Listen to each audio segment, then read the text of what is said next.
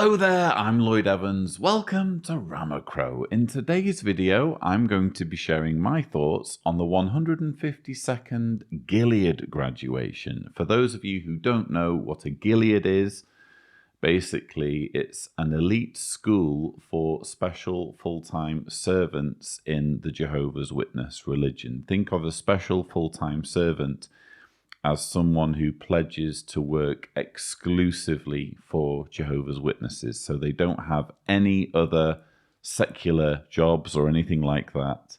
They get a small stipend, usually from the organization.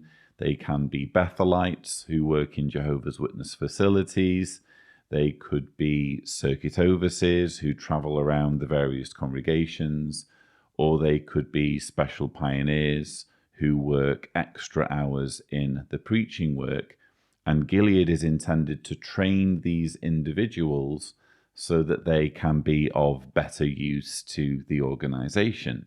Last year in 2022, we had the 152nd Gilead graduation. In fact, there are 2 Gileads run every year, each lasting 5 months. This particular graduation was hosted by governing body member Jeffrey Jackson, and there are a few things I wanted to comment on. So without further ado, let's roll the first clip. Jesus focused on his assignment. He always acknowledged what was he's assigned to do. But when opportunities came up along the way to help those who weren't necessarily in his assignment, he still gave them some help because they were genuine persons who needed help. Yes, although Jesus realized it wasn't yet the time to expand the work, he was willing to reach out to these ones as well. So what's the lesson for all of us? Well, when you go to your assignments, you will have specific assignments. Now, if it's in a Bethel or in the field, you'll know what your assignment is. So don't start looking at all the other assignments that are around and how you can help them and what you need to do and, why don't they change? Yeah, I mean, you've changed a lot in the last few months, but remember, they haven't. And they survived without you. So what's the key? Focus on your assignment. Be zealous, be enthusiastic, but also be patient. Yes, have trust in Jehovah that if you focus on your assignment, you work hard, you take up whatever opportunities come your way along the way, then you can be sure you will be blessed because you're enthusiastic, but also patient. Well, now with those thoughts in mind, We've just been hearing from governing body member Jeffrey Jackson hosting the 152nd Gilead graduation, which took place last year. His theme, be enthusiastic but be patient. I've condensed down his talk to just that 1.5 minute clip because, to be completely honest, it was a bit boring. But I did find 1 or 2 comments just towards the end there very telling in terms of the nature of the organization. This is very much an assignment-based organization.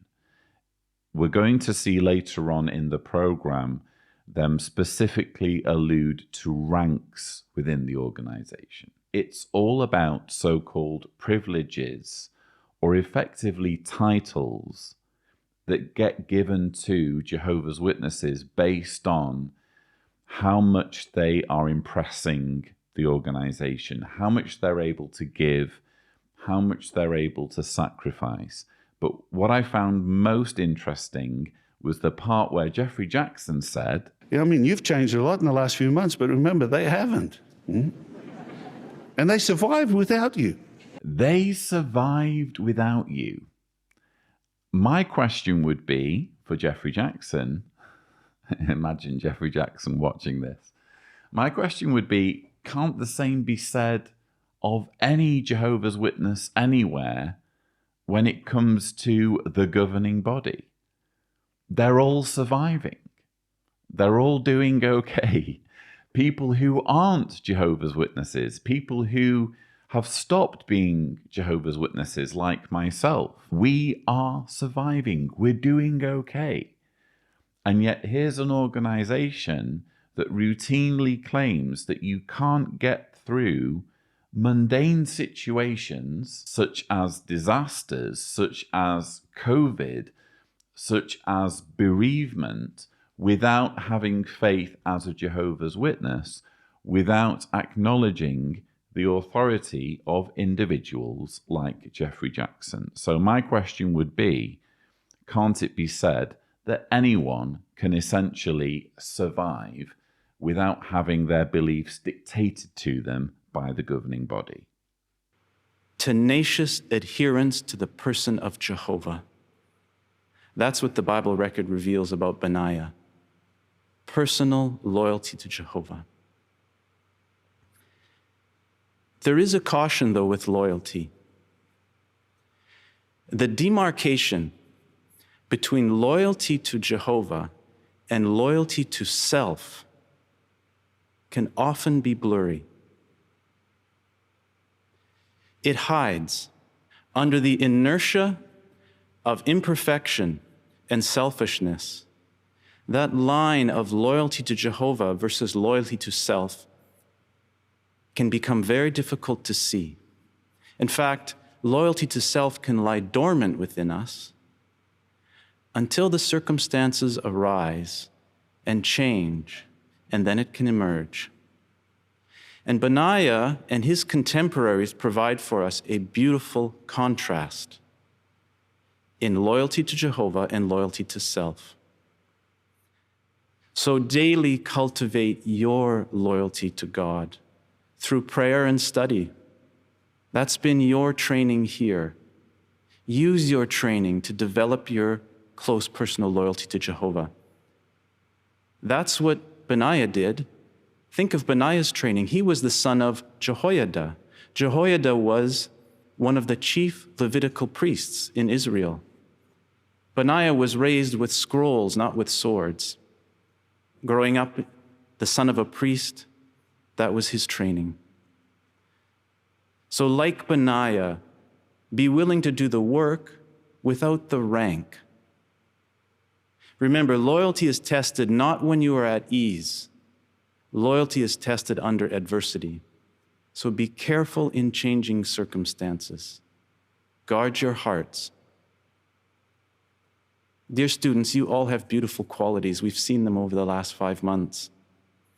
But may loyalty, may your deep personal loyalty to Jehovah distinguish you.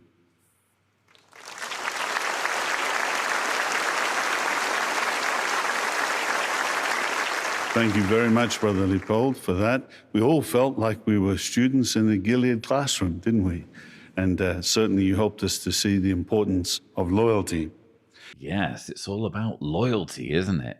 So we've just been hearing from Watchtower Gilead instructor Trent Lippold, his theme, distinguished by what? And as you've just heard, Gilead graduates at the 152nd graduation ceremony have had it drilled into them that they need to put loyalty to Jehovah first.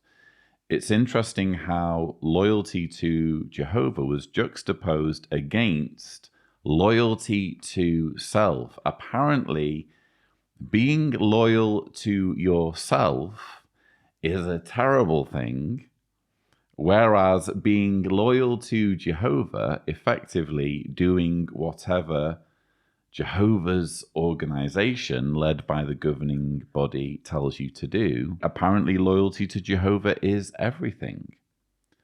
Doesn't this tell you everything you need to know about the organization? They demand loyalty, and they don't like the idea of you being in any way selfish or in any way looking after your needs.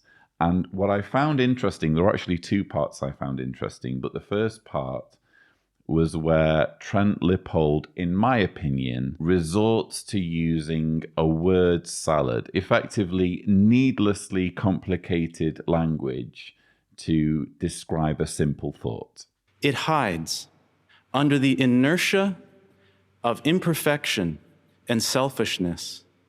That line of loyalty to Jehovah versus loyalty to self. Oh no, not the inertia of imperfection and selfishness. What a terrible thing. So yeah, this again for me is a word salad. It's a trick used by various public figures, in my opinion.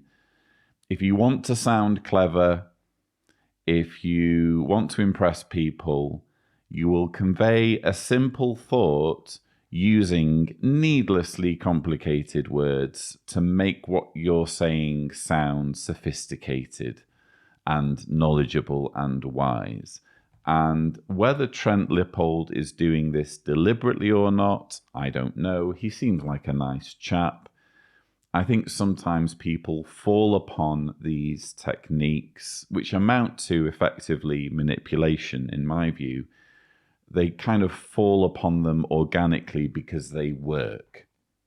And Trent Lippold, it seems, knows how to impress people by using this trick of effectively word salads. Then later on in his comments, he says something very revealing about the organization itself. So like Benaiah, be willing to do the work without the rank. Be willing to do the work without the rank. Has Trent Lippold, Gilead instructor, just admitted on the stage at the Gilead graduation that there are ranks in the Jehovah's Witness organization? I think he just did. And I think this again is very telling. It's a great example, if you think about it, of senior figures within the organization just letting things slip and letting things slide when they're in their comfort zone, when they're speaking to an audience of like-minded devotees, that they would never say when they're pitching the religion, perhaps in the preaching work. Hey, would you like to join an organization where there are ranks? But isn't that the nature of this organization? It's all about assignments or privileges, or as Trent Lippold puts it, ranks. This isn't so much Jehovah's organization. This is very much a man-made religious hierarchy. At Jeremiah chapter 1 and verse 8, Jehovah tells Jeremiah, "Do not be afraid because of their appearance, for I am with you to save you." Don't be afraid. In other words, when a person marches with Jehovah, you see, Jehovah marches with him, boosting him along, making him strong. It's as if Jehovah told Jeremiah, "Don't worry, you just come and march with me." And for the next 67 years, that's exactly what Jeremiah did. In Jehovah's strength, think about what happened. In Jehovah's strength, Jeremiah preached to hard-hearted people, including wicked kings, corrupt priests, apostates. He did it. And as he marched, he saw Jehovah march with him. He was conscious of that fact. So these were some very interesting comments from a seemingly agitated Mark Neumayer, who is a governing body helper. Mark Neumayer was speaking on the theme, March On with Jehovah. Is it just me, or did Mark Neumayer just refer to Jeremiah preaching to apostates? In Jehovah's strength, Jeremiah preached to hard-hearted people, including wicked kings, corrupt priests, apostates. He did it. Thank you, Brother Neumayer, for that insight. So we've just learned that it's okay to preach to apostates because, after all, that's what Jeremiah did. Why wouldn't we want to imitate Jeremiah if Jeremiah was going around preaching to apostates? Surely Jehovah's Witnesses should also be engaging with apostates and trying to convince them of the error of their ways.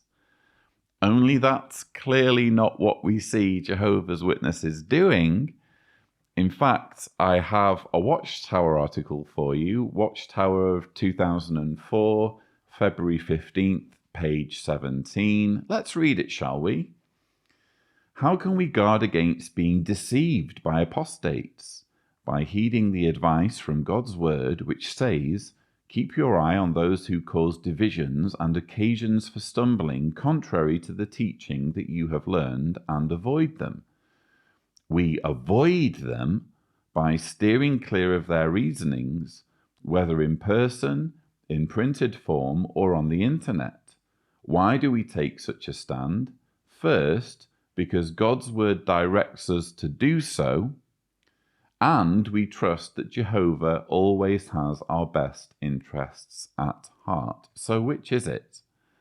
Are Jehovah's Witnesses supposed to preach to apostates, as Jeremiah did, or are they supposed to avoid them? I think we all know the reality of the situation. Jehovah's Witnesses are terrified of apostates, and the governing body in particular are terrified of Jehovah's Witnesses engaging with apostates because they realize that the moment they do so, the moment they start having a conversation, the likelihood is that sooner or later, Jehovah's Witnesses will realize that they're being conned.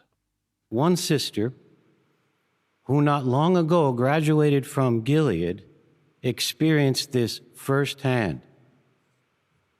Shortly after arriving in her assignment, she was arrested. Our sister was held captive in a dungeon-like prison. And during that time, she was given meager rations of food and was subjected to painful, prolonged punishment. How was she able to endure? How could she stay strong? How? By marching with Jehovah. And she never lost sight of the fact that she was part of an army of marchers. She was marching with the fearsome warrior. In fact, this is what she said.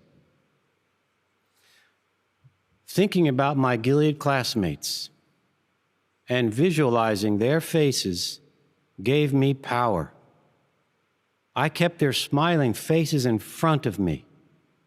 I imagined where each classmate sat, each row from left to right, front to back.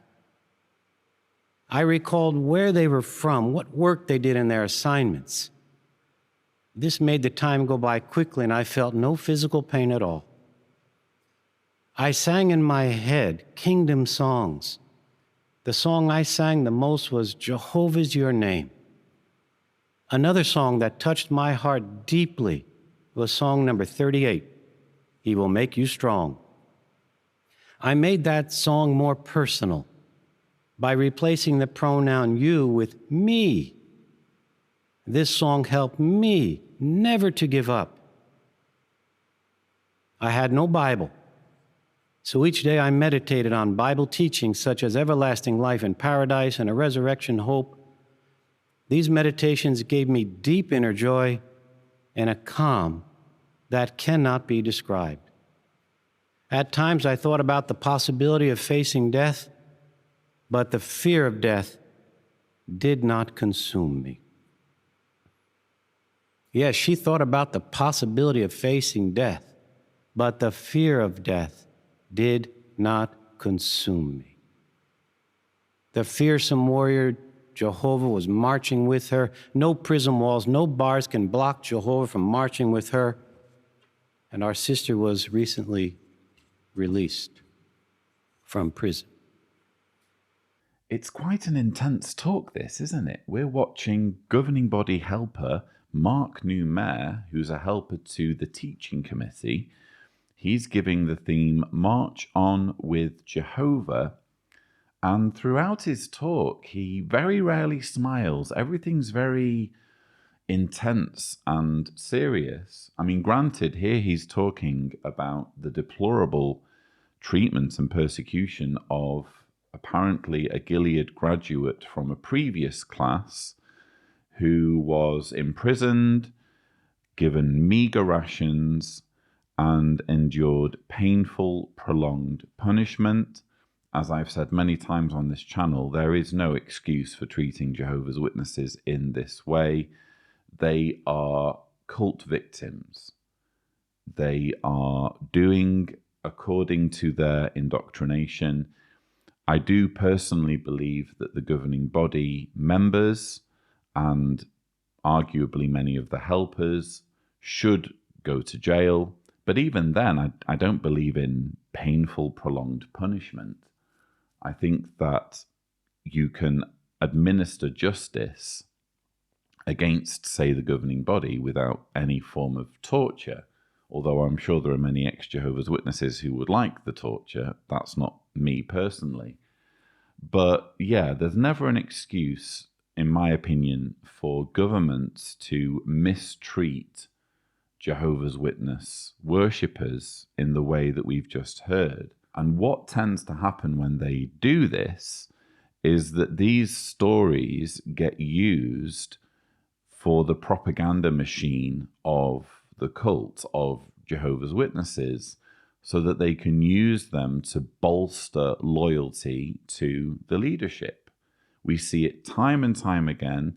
They even make music videos depicting police kicking down the doors of Jehovah's Witnesses when they're quietly worshipping and rounding people up and throwing them in jail cells. They depict it fictionally in their propaganda. So of course they're going to leap on any actual first-hand account of persecution. And in this case, what we're being told effectively is that meditating on your fellow Gilead classmates is going to somehow help you withstand this persecution. I imagine where each classmate sat, each row from left to right, front to back. I recalled where they were from, what work they did in their assignments. This made the time go by quickly, and I felt no physical pain at all. Meditating on her classmates, thinking about their various assignments, and even where they'd been seated during classes, helped her feel no physical pain at all.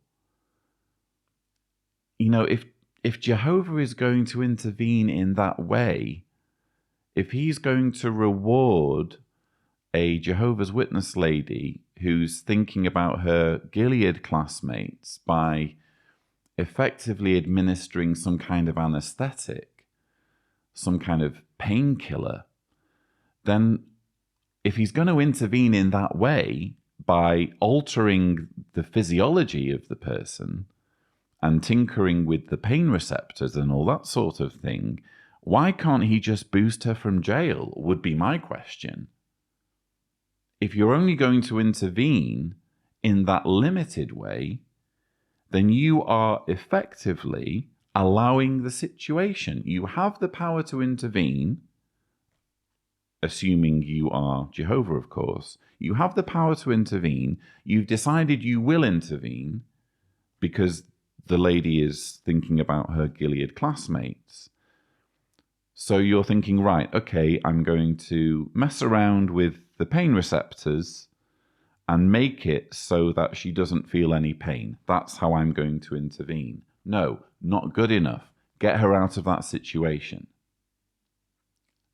Jehovah becomes effectively an accomplice in the imprisonment in this traumatizing situation if he intervenes only partially, if he fails to get her out of that situation. But of course, Jehovah's Witnesses aren't going to think about it that way. They're going to focus on this persecution narrative that gets repeated time and time again. What Mark Neumayer wants to convey on behalf of his governing body masters is that Jehovah's Witnesses are special. They are God's one and only chosen people. They are uniquely persecuted. So no other religious groups, no other religious minorities are being persecuted, apparently. It's just Jehovah's Witnesses, and based on this persecution, everyone should join the group and stay loyal. Then what was the next change for you after you started pioneering? What came next? I felt that some change need to be done because I was a little tired of of everything. I was working 8 hours a day securely. It was full-time work, and it was kind of international company where everybody was just concerned about their career growth, and everything was about efficiency in the work. I was a little afraid to even go. Nobody ever asked for a reducing working hour. It was like more you work, it's better. So we started to pray about it, and finally I went, and they granted me that I could work from 8 to 12 in the morning. But the amazing thing was that they gave me almost same salary as I had for 8 hours, like for full-time work. So your salary basically doubled doing half the work, Exactly. right? How did you take advantage of that? Well, at the time the RTO was open. Yeah, and I was helping with the construction of that RTO in our Kingdom Hall. Then I started to commute for the RTO to care about some technical stuff. And you were helping also in the RTO as commuter? Yes, I was working like with service, food service, and like with lunch, but I needed to be there at lunchtime. So I needed to go back to employer and ask for like moving my work time to the early morning hours. So I would wake up 4:30 and work like until 10. Actually, they granted also this thing to me. And we've seen that it was Jehovah behind, because it was nothing normal in this environment. So now with that change, you were able to fully support the assignment at the RTO. Yeah, I could commute. We never regretted any of those decisions, setting spiritual goals, start pioneering, support RTO, apply for better service. Maybe one change we would do. We would start earlier if we could. Definitely. Well, there's probably a number of us that would feel similarly, but we're glad that you did make those adjustments, and it's obvious that Jehovah has blessed you for doing so. Thank you so much for taking time to share your wonderful story with us. It really touched our hearts, and we appreciate that. Our pleasure. Thank you.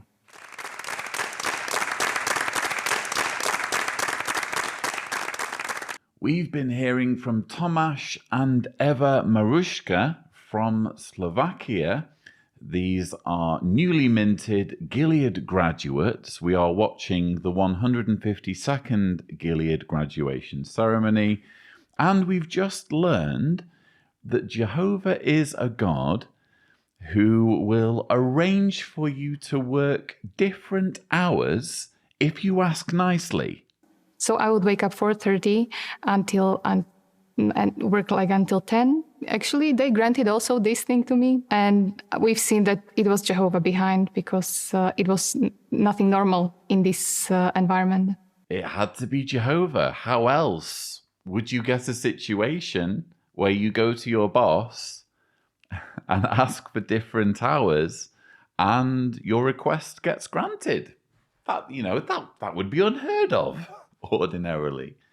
Imagine, by the way, waking up at 4:30 and working all the way through the morning and then going to do a shift for Jehovah's Witnesses as a volunteer. That would be a grueling schedule to go through, wouldn't it?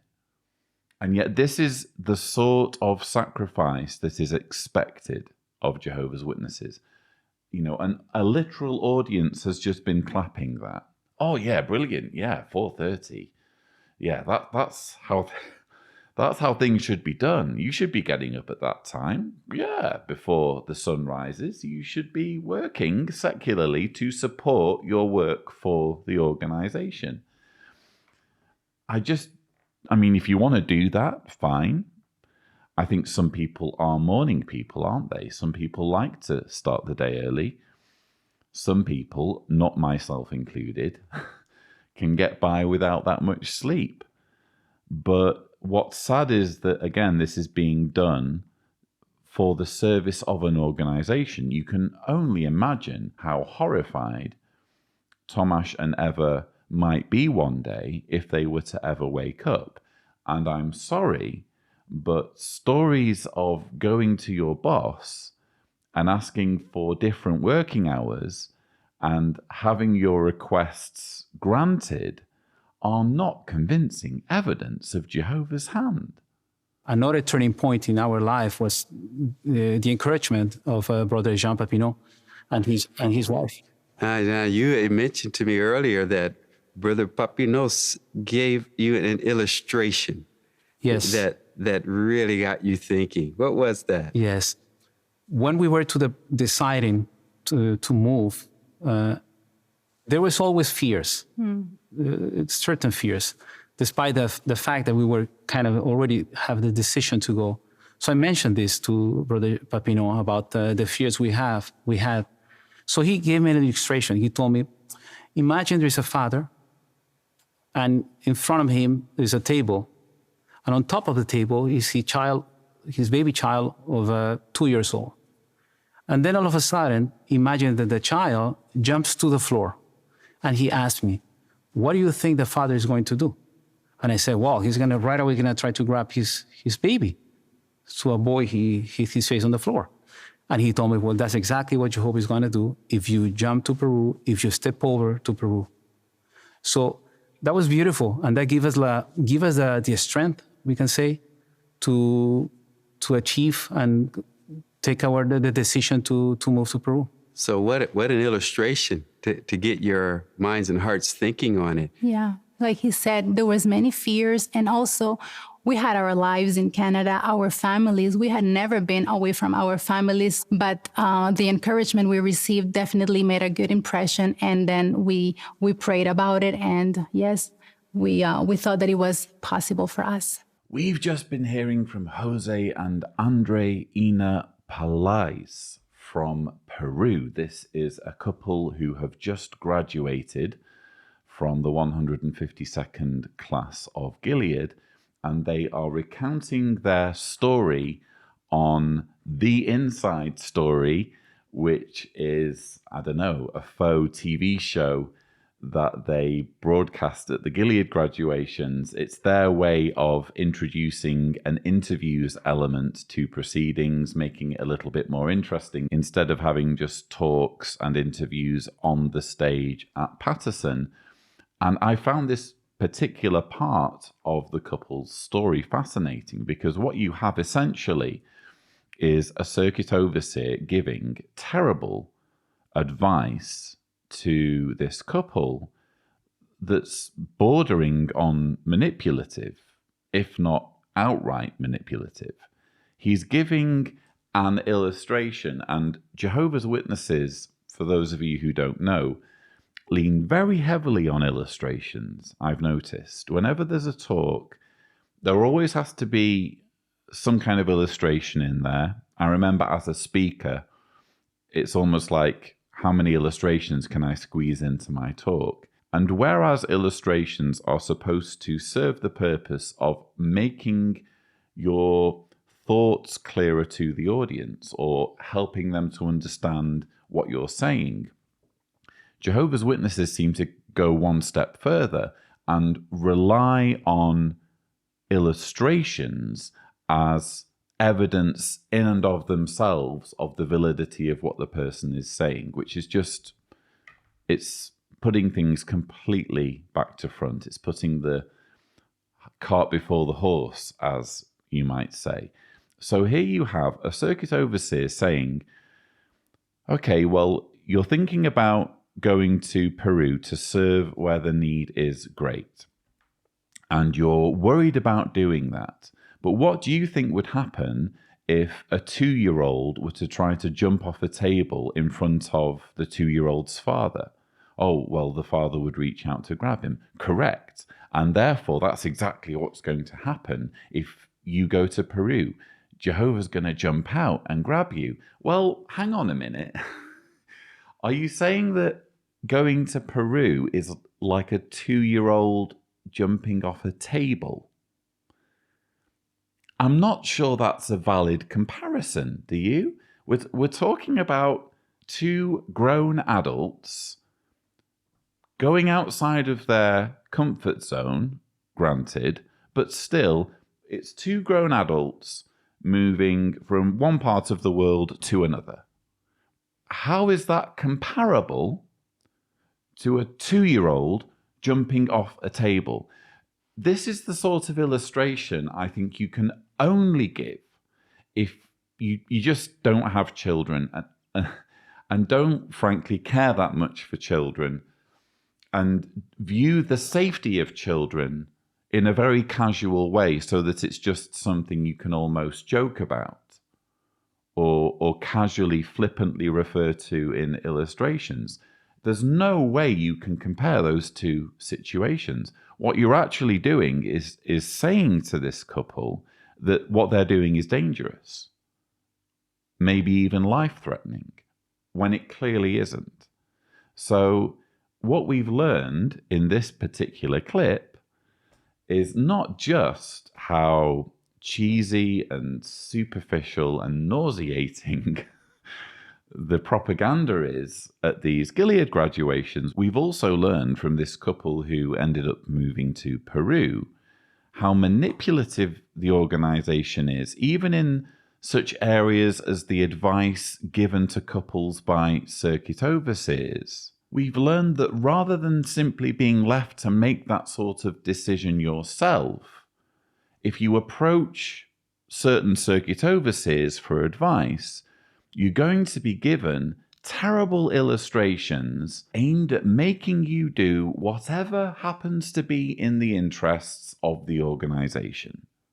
So you still had yet another course adjustment ahead of you. How long were you there in the circuit work now in Lima? So around the 2 years serving in that circuit, the branch office called me, and the brother told me that they wanted to see us at the branch next Monday. So we said, fine, we can go there. We can be there next Monday at 8 a.m. And he said, just make sure to bring your things to stay 2 weeks with us. 2 weeks. Mm-hmm. What was going through your mind when they told you that? We actually had no idea. They told us a training. So we went for 2 weeks. Yes. And then at the end of the 2 weeks, they told us they extended to a month. After 1 month, they extended 2 months. After 2 months, they extended 6 months. And then when all this happened, I said, wait a minute. 2 weeks, 1 month, 2 months, 6 months. Am I entering Bethel at my mid-40s? Yes. So it was surprising for us. Yes, and after 6 months, maybe Andreina can say that. Yes, after 6 months, we received a letter that that was our new assignment, and we could not believe it. I mean, like he said, we had passed that age or reached that age where normally you don't start serving at Bethel. And so how long have you been there in the Bethel in Peru? It's been 6 years. 6 years. 6 years. They went for 2 weeks. Oh, come to Bethel. We've got some training for you. You need a bit more training. Don't we all need training from time to time? You've done your 2-year stint in the circuit work. Now it's time to have a bit of training. It'll only take a fortnight. And 2 weeks becomes a month becomes 2 months, and 2 months becomes 6 months, and then 6 months becomes they're Bethelites. They're there for 6 years and counting. Why not be upfront to begin with? This experience has been included in the 152nd Gilead Graduation, the inside story, to impress us. We're supposed to be impressed by this. And I think what they're getting at, I think we're supposed to be impressed by the couple's self-sacrifice and the fact that they were willing to do whatever they were told to do by the organization. But in this particular instance, they weren't told, they were deceived. If this is truly God's organization, my question would be, where's the planning? What about the verse in 1 Corinthians 14, verse 40? But let all things take place decently and by arrangement. If you want a couple to join Bethel, here's what you do. You say, would you like to join us at Bethel? Why the need to mess around with them like that? This is amateurish stuff, isn't it? Where's the foresight? By the way, this verse in 1 Corinthians 14, verse 40, that used to get brandished at every opportunity. Even like hall cleaning or, doing anything, going to like a build for a kingdom hall or volunteering for the most menial job or being asked to volunteer for the most menial job, they would always drag out 1 Corinthians 14, verse 40. Let all things take place decently and by arrangement. You would hear it all the time. My question is, why wasn't that applied here? And how are we supposed to be impressed that this is God's organization, Jehovah's organization, being led by his Spirit, if things are done in such a clumsy way so that you have a couple going to Bethel thinking they're going on a 2-week training course, and before they know it, they've been there for 6 years? You will be going home or to a new assignment. We want you to know that you will be missed. It was good for the Bethel family to have you with us. It was a blessing from Jehovah. Like a pregnant woman, your bellies are swelled to the limit. All the signs tell you that a baby is about to be born. You're rushed to see the doctor. He examines you, and you ask, when? He says, any day now. Your minds and hearts are about to burst with spiritual things to deliver to others. Yes, this is a day for delivering. Now you're ready, as never before, to let your light shine on your fleshly family members, your Bible students, and your spiritual brothers and sisters. But don't make it so bright and intense that you put out the eyes of those around you. Turn the wick down in your lamp. There's no need to say every time, we were taught this in Gilead. We were taught this in one of our Gilead classes. A member of the governing body called this to our attention in a lecture he gave. You knew some things before you come to Gilead. You knew God's name is Jehovah, and that it is unique, meaning the only one of its kind. My name is Samuel, or Sammy. It is not unique. There are many others with the same name. I was named after my father's brother, Uncle Sam. Did you get that? Uncle Sam. I did not name myself. A baby doesn't say when 8 months in its mother's womb, Mommy, when I get out, call me Sammy. God Almighty chose his name, Jehovah. He named himself. That is different. That is unique. He really fancies himself as a stand-up, doesn't he? Old Sammy. We've just been watching Samuel Hurd of the governing body speaking at the 152nd Gilead Graduation. His theme, Any Day Now, which is a story in and of itself, as I'll come to later on in this rebuttal. But Gilead graduates here effectively being told to turn the wick down, to not be shining their light so brightly on everyone. But don't make it so bright and intense that you put out the eyes of those around you. Turn the wick down in your lamp. So apparently Samuel Hurd has got a very small wick, and he wants everyone else to turn their wicks down. Samuel Hurd is not the sort of person who would go around blowing his own trumpet and making huge claims of himself, saying, for example, that he's one of a select group that's going to rule over earth as a king priest with Christ. Old Sammy, old humble Sammy, has a really small wick in that department. And we all need to imitate his modesty and humility. Well, apart from being utter hypocrisy, this is also, if you think about it, unscriptural advice or counsel that's being given to Gilead graduates. What about the verse in Matthew 5, verse 16? Likewise, let your light shine before men, so that they may see your fine works and give glory to your Father who is in the heavens. I don't see anything there in the Sermon on the Mount about turning your wick down or having a small wick.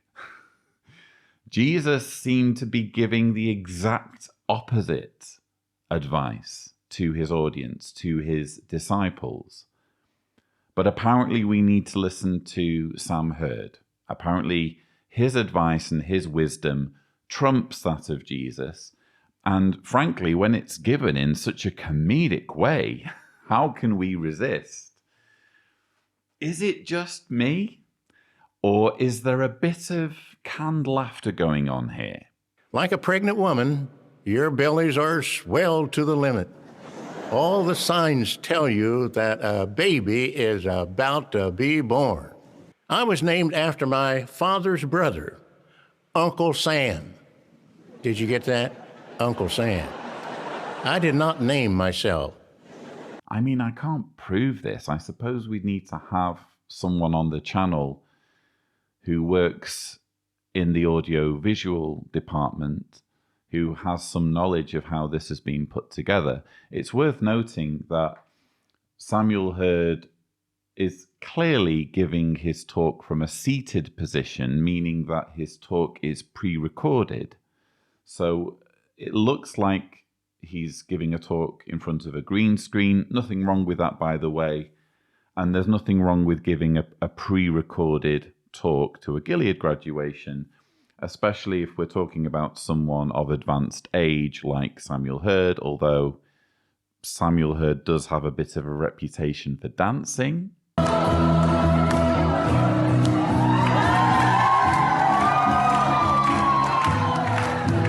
Anyway, let's give Sammy a pass. Maybe he can't dance anymore. Maybe he does need to give his talks from a seated position. That's totally understandable for a man of his age.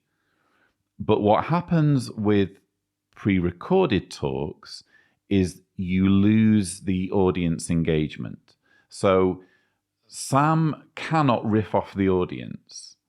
And when you are delivering punchlines, as Samuel Hurd is clearly trying to do here, you're powerless to get your timing right in a pre-recorded talk where you are reading from an auto cue, as he is clearly doing here. I just don't see how you could have the naturalness and spontaneity that would give rise to the kind of laughter we're hearing, the conspicuous laughter that's being picked up, apparently, by the microphone that's pointing, and it will be a directional microphone, pointing at Sam Hurd's mouth. I really, really struggle to accept that even a doting audience at a Gilead graduation are going to be in such uproar, are going to be wetting themselves in quite this way to such appalling jokes. When I was in the Army in Germany years ago, I drove a truck with 5 men inside an M101 howitzer artillery gun attached to the rear of the truck. We traveled during a pitch-dark night with no lights used. We could only see the tail light of the vehicle in front. That was enough light to follow. Keep in mind, there may not be enough time left for your students and new brothers and sisters to learn all that you know. Feed them, not a heavy meal of steak and baked potatoes. but an appetizer to stimulate the juices in the mouth. Any day now, nations will cause the peoples who are looking to them for guidance to think they have finally established peace. The need for peace is already being talked about by national leaders.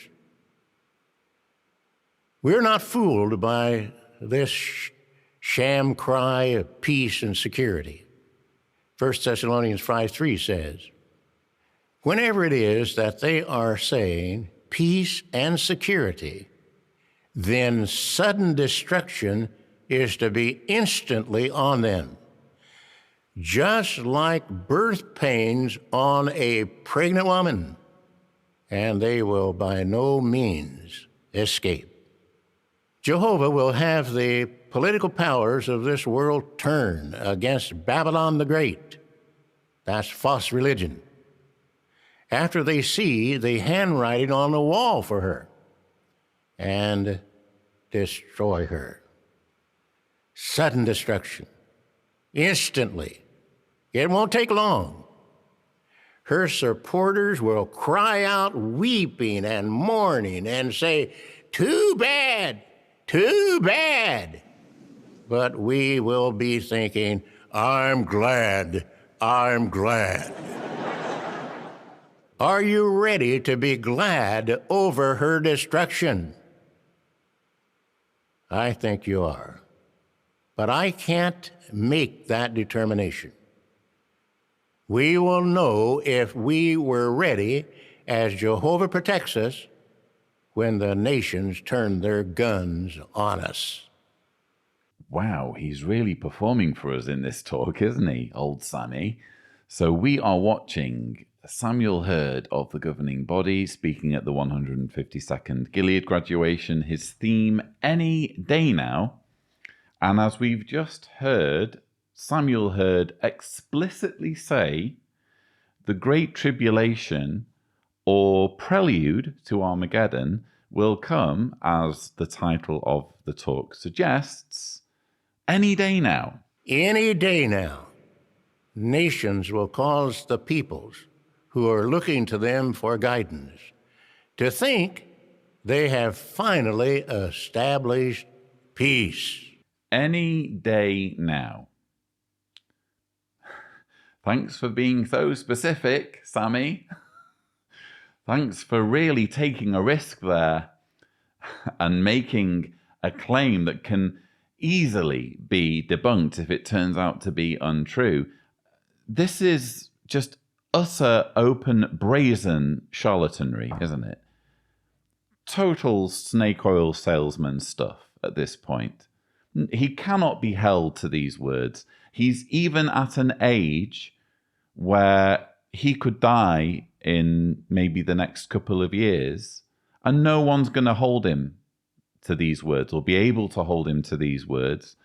And even though he is speaking as a governing body member, as part of God's channel, the faithful slave, you can bet that decades from now, when activists are showing this footage to show how this organization has been using this doomsday rhetoric for decades, you can bet Jehovah's Witnesses will be saying, oh, well, that was just Brother Hurd getting a little bit carried away. We know what old Sammy was like.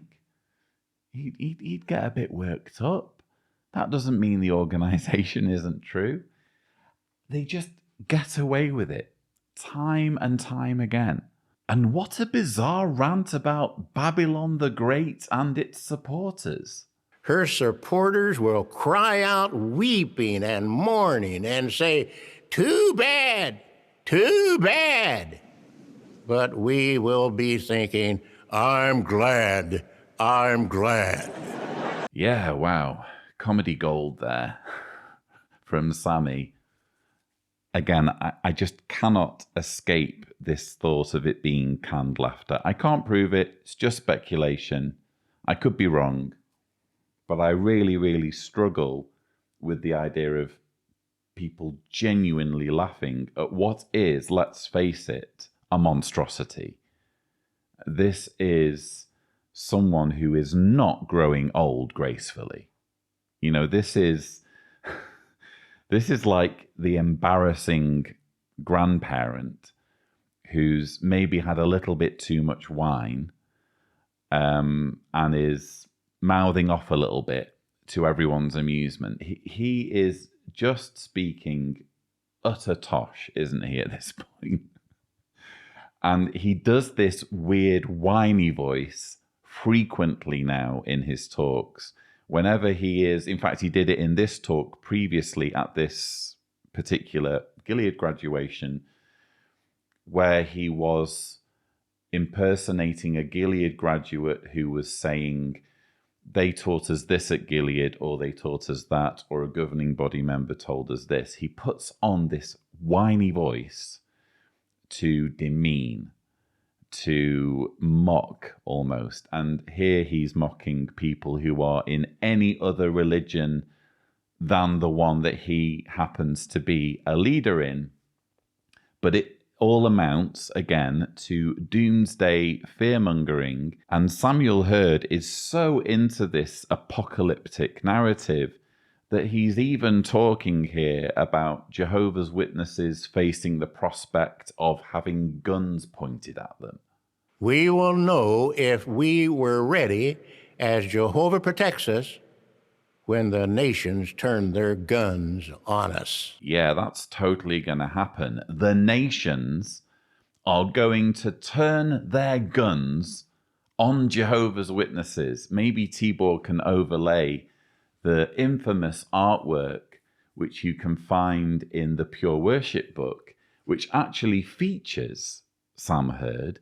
So it's a situation room during the Great Tribulation, and the leaders of, quote unquote, the nations, maybe this is in the Pentagon, maybe the White House, who knows?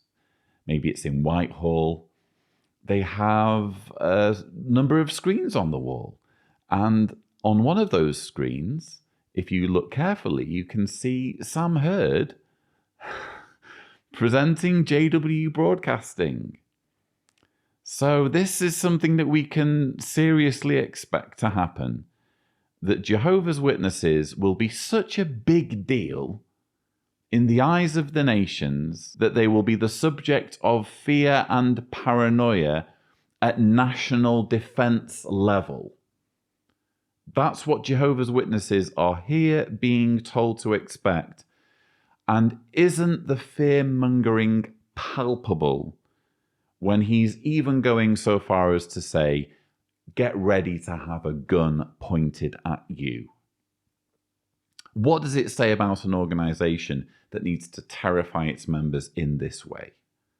That needs to terrify children who will be watching this talk with the thought of guns being pointed at them by the nations? And speaking of guns, what was that nonsense where Samuel Hurd was giving us his stories of being a soldier? He didn't fight in any wars, by the way. He served for a period in post-war Germany following World War II. He was in the army and he served for a period in Germany. And for some reason, we need to know that in his military convoy, all he needed to say was, I was in a military convoy. For some reason, we've got to know that he was towing an M101 howitzer. I drove a truck with 5 men inside an M101 howitzer artillery gun attached to the rear of the truck.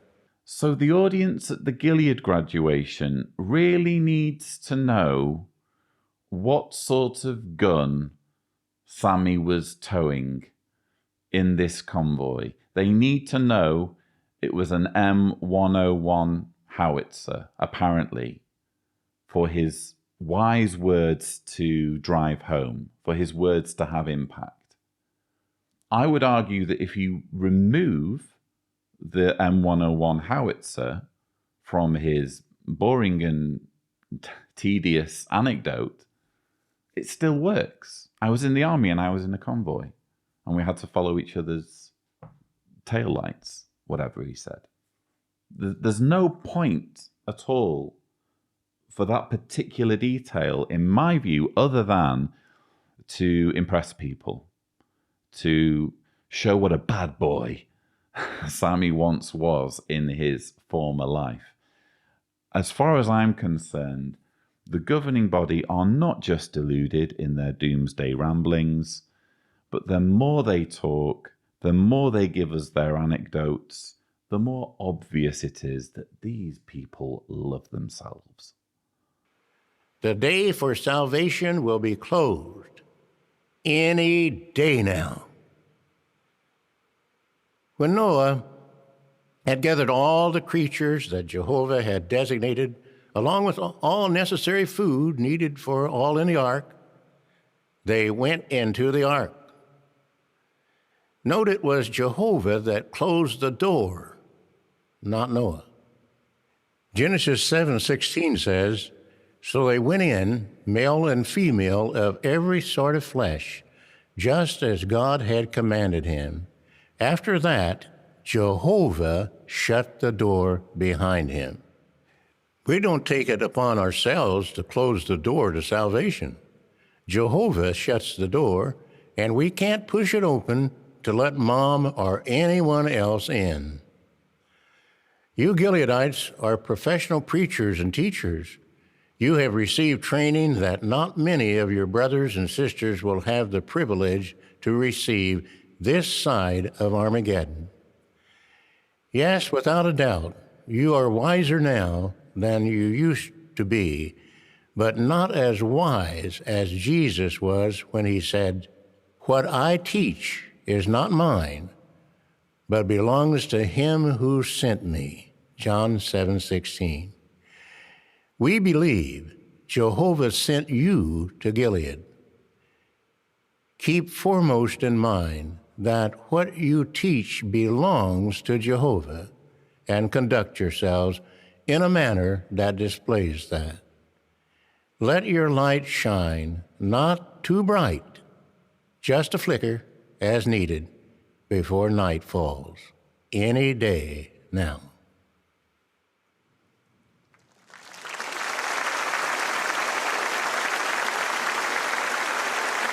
Thus concludes Samuel Hurd's talk at the 152nd Gilead Graduation, an overtly doomsday talk. It literally has the theme, any day now, and several times in his talk, he suggests that the Great Tribulation is coming any day now. Again, this is not a claim that he can be held to. This is an unfalsifiable claim. And when you're in an organization that makes unfalsifiable claims, what you have is a plethora of red flags. If your leaders are going to make claims, they need to be claims that can be disproven in some way.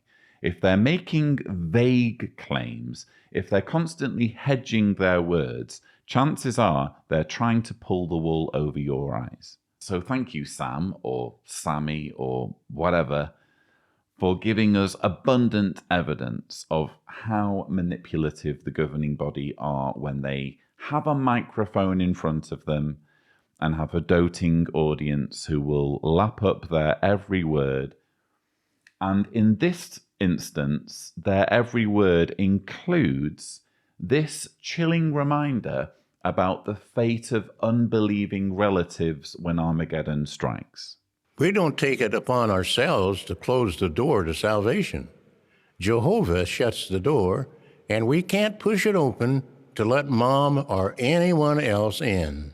What's the relevance of that? It's like with the M101 howitzer. You can remove that from the talk, and the talk still has the same substance.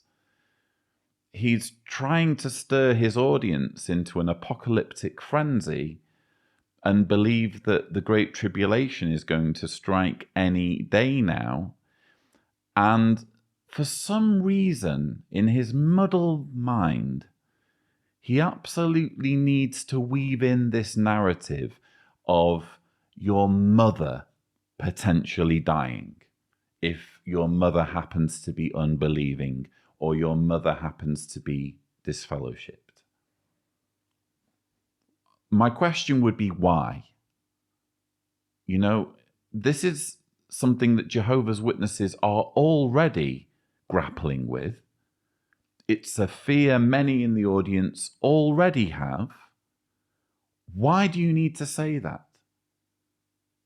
For me, Samuel Hurd is not just deluded and a foolish old man who's getting seemingly more senile and more eccentric with every passing day or with every passing appearance on our screens.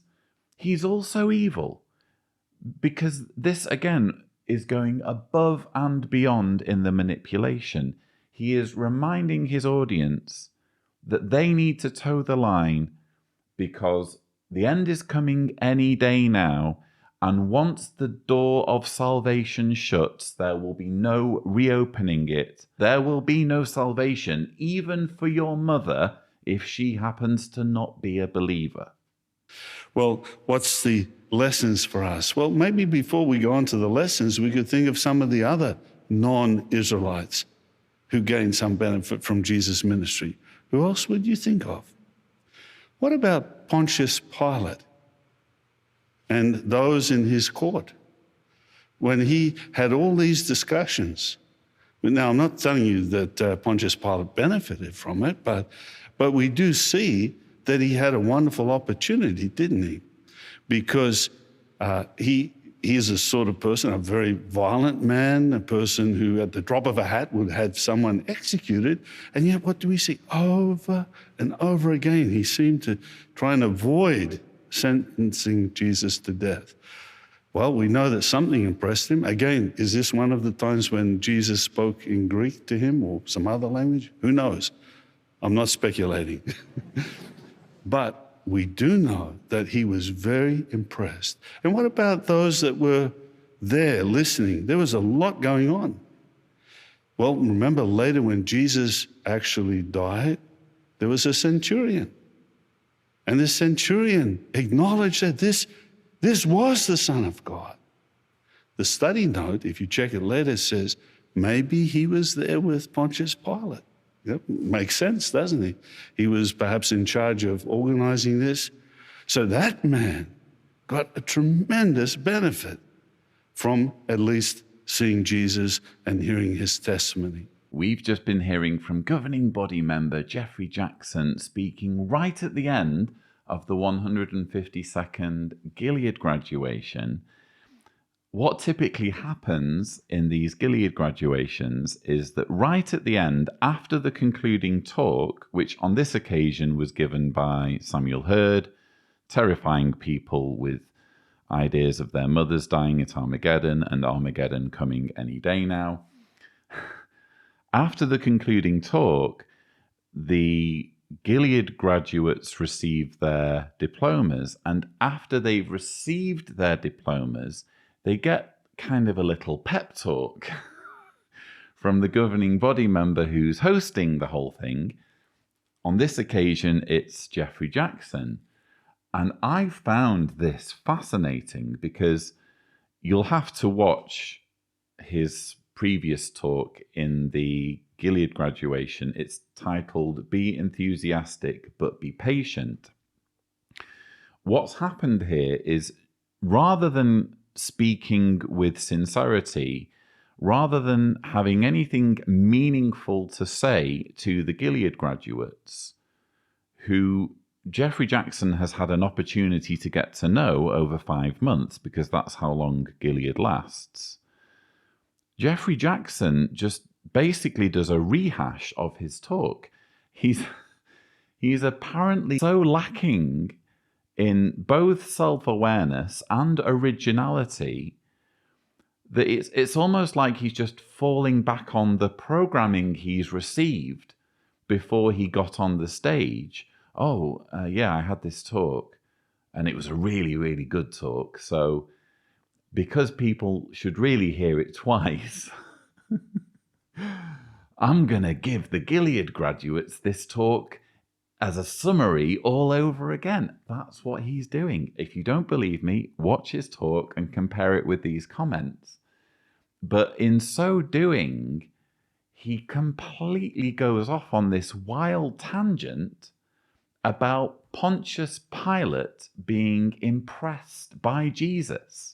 And yet, what do we see over and over again? He seemed to try and avoid sentencing Jesus to death.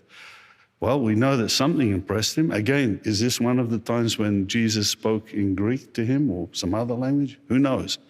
I'm not speculating. Yeah, I think you are, Jeffrey. I think you're wildly speculating. Apparently, Pontius Pilate tried repeatedly to stop Jesus from being executed. I mean, are we even reading the same Bible at this point? If he was trying so hard to stop Jesus from getting executed, he really did a bad job. I mean, he really failed there, didn't he? But are we reading the same Bible? I actually touched on this in a recent video, thumbnail here if Tibor is gracious, where I went through 30 contradictions in the Bible. And a number of the contradictions that you can find in the Bible, because it's a man-made document, among the many contradictions are contradictions about Jesus, where the gospel writers can't seem to get on the same page regarding what happened, the order of events, that sort of thing. And I brought out the point that in Matthew, there is no real conversation between Pontius Pilate and Jesus, whereas in John, specifically John 18, verses 33 to 38, there's a reasonably lengthy conversation. I mean, it's just about 5 or 6 verses, but it's at least something. Whereas in Matthew 27, 13 and 14, this is literally what happened when Jesus was before Pontius Pilate. Jesus now stood before the governor, and the governor put the question to him, "Are you the king of the Jews?" Jesus replied, "You yourself say it." But while he was being accused by the chief priests and elders, he made no answer. Then Pilate said to him, "Do you not hear how many things they are testifying against you?" But he did not answer him, no, not a word, so that the governor was very surprised. Not impressed. I mean, I wouldn't be impressed if I asked someone 2 questions and they only answered one of them. I too would be a little bit surprised, maybe a bit miffed. Certainly not impressed. But this is, make no mistake, a contradiction. Jeffrey Jackson is seemingly leaning on John's version of events, but even if you take John's version over Matthew's version, where are the multiple attempts of Pontius Pilate to stop Jesus' execution?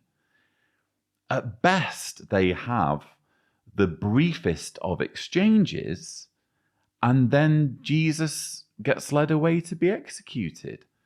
And yet Jeffrey Jackson is again going down this wild tangent where he's suggesting that Pontius Pilate was impressed, and all because he's just given a really tedious talk nearer the start of the Gilead graduation, again with the theme, "Be enthusiastic but be patient," where his point was mostly about Jesus using opportunities to preach to Gentiles, even though he wasn't supposed to, even though it was basically a waste of time for him to speak to non-Jews. And he even at one point said, you know, it's like giving food to dogs. How charming.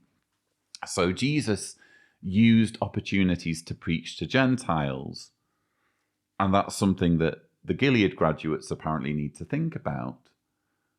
And Jeffrey Jackson is so impressed with his talk that he needs to give a little bit of an encore and adds to the mix Pontius Pilate as an example of an almost recruit, an almost disciple of Jesus. I'm sorry, I'm not buying it. It's utter self-indulgence from Jeffrey Jackson. Doesn't it just show how arrogant and self-important these men are? Anyway, that's all I have to say about the 152nd Gilead graduation. I hope you found my thoughts interesting. Don't forget that you can subscribe to the Lloyd Evans channel for more such videos. And as always, thank you for watching.